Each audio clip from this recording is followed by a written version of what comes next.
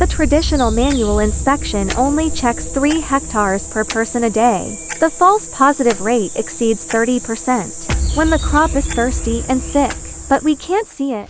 When the Keel Plus drone takes to the sky with a multispectral camera, all problems are resolved effortlessly. Coverage area per flight, 220 hectares. Extended flight endurance 77 minutes. Assist in pollution source investigation and water environment assessment. Quantitative analysis of the health, stress and growth of crops and vegetation. Easy job parameter setting. The captured image has its own positioning parameters. Keel Plus features a modular quick-release design. Maximum payload 30 kilograms. The bottom supports multi-point mount.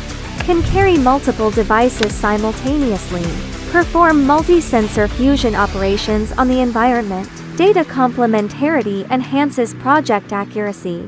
More drone industry applications at CHT.